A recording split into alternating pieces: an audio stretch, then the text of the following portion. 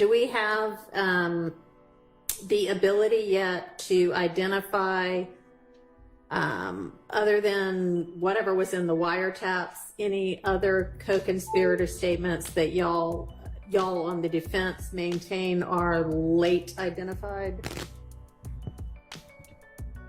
Your Honor, we maintain that all statements beside the 3 statements provided. And I understand that, and y'all told me that before, but I don't know what that, not the 3 that were identified before, not anything from the wiretaps. Are there others? And if so, what are they? Okay, so the state, I thought that where we left it, and I wasn't even here that day, but I watched the video, that where we left it is that the state has provided hundreds of wiretaps and jail calls and still have not identified statements within those hundreds. So for us on our side to go through the hundreds, guess the statements that the state is going to may use, and then give them that list would take a significantly long time, when what the state could do, because I'm sure they have their case lined up by now, is to give us the statements that they've identified. And then if we have a legal argument against them, we can make that argument. And just for the record, Judge Glanville not only told them to provide all of the statements back in December of 2022, but after that, he told them to not only identify statements, but any evidence that they've identified, transcripts, any of the case, videos, that if they know that something is inadmissible, they need to go ahead and redact it. Tell us, hey, I'm going to introduce this.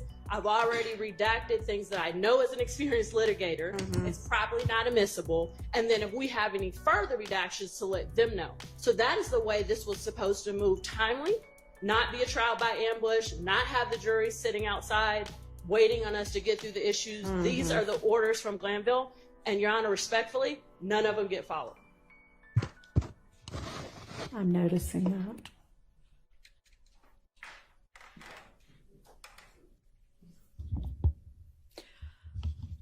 How about, I had asked about the January 10th, The blurb at the beginning that was, of the day? and you, Ms. Love, weren't here at the time, and we wondered if maybe you knew I the heard. origin of that. I heard, and I do know the origin Okay. of that. So if I'm not mistaken, the court was inquiring, and there was a motion of sorts regarding the date at the top of the picture of Mr. Stillwell looking out of Mr. Williams' condo, contemplating. So that photograph, Ms. Hilton was correct in that Mr. Zachary told the police that he took the photograph a few days earlier or in the latter part of 2014. However, the date on the photograph comes from as it was placed on the social media page, the same way that the date of a posting appears on any Instagram or Twitter or whatever. The date of the posting is under the picture that is posted. So I didn't, unless I misinterpreted what the question was, the answer is that it was screen grabbed from Mr. Stillwell's account, and the date of the posting as shown on his social media page was January 10th, 2015. Okay, well, it didn't, if it's a screen grab, is this the screen grab? I'd have to see the one. Well, it's what's filed in the motion in limine regarding admissibility of social media posts and alleged date of posting that was filed 8/15. If Your Honor would allow, Sure. let's take a look at it. Ms. Percival, can you hand that to her, please? See that little... Oh, so... Hand it back to me. What that is, Your Honor, is that when a person is looking on the social media page and they want to know the date of a posting and they hover, it'll pop up or pop out in that manner. Are you gonna have somebody that is gonna be able to testify to that? We sure are. Because it was done on more than one. Somebody hovered, that date appeared, and then y'all took the screenshot or whatever, screen grab. Two things. We, in not just this instance, in other instances as well, we not only captured it as it was shown, like if it with January the 10th, 2015 on the picture itself, but we also went back, the person who was looking at the social media page and hovered just to get that pop out that the court is looking at on that exhibit. Okay. So in multiple cases, we have a screenshot of a social media page with the date on it, and then a corresponding screenshot with the hovering where the date pops out. So will you then intend to admit it as, or offer it as, are you going to have both of those things available? Both, yes. I mean, yes, in terms of what we intended to proffer. It would be the screenshot as you look at it, or the screen grab as you look at it. Yes. That has it the way we normally see it, and then also the hover, and then also somebody that is going to be able to say, when we see these dates, we have a reasonable degree of confidence that they actually mean what they say. Yes. Why?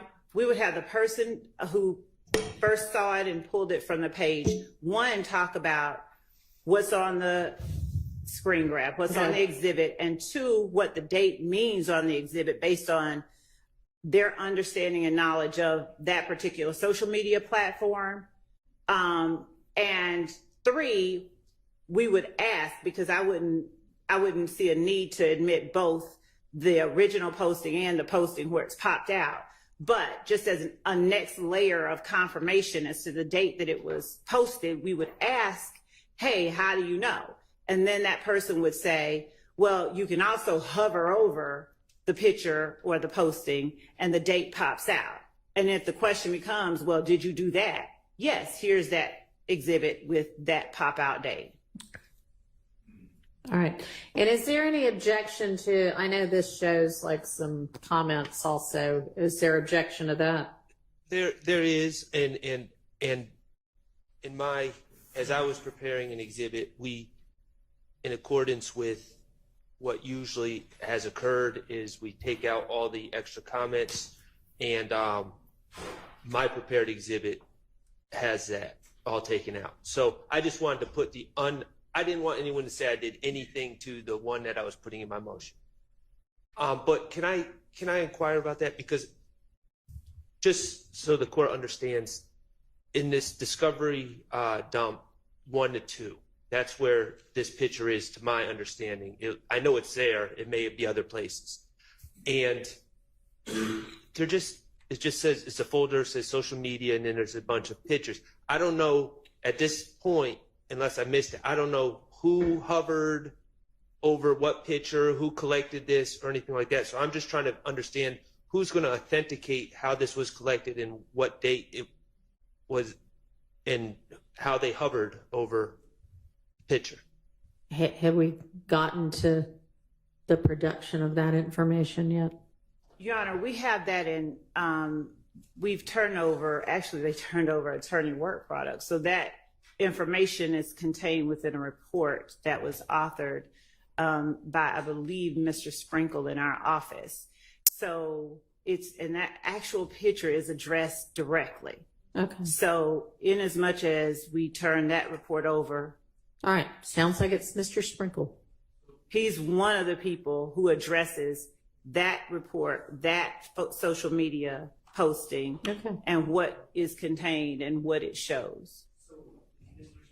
The person who collected this photo and hovered, or is he just making reports saying, I've got a pile of papers that are in a file and one of them happens to be a picture of Mr. Stillwell? The way that we got the photo or knowledge that we should be looking there is from one of the investigators, the gang investigator, Gaither, who was working on the case, looking through social media files. Mr. Sprinkle, as I understand his report and as I understand my conversations with him, and I will make certain that what I'm saying is absolutely correct.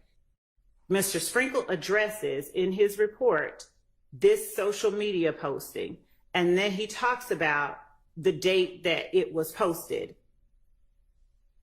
My memory is that he talks about the popping out, but I have to look at that. But I know that it is definitely Mike Sprinkle and Investigator Gaither that, and as with the rest of them, he addresses quite a number of social media postings, both he and other investigators that have worked on the case.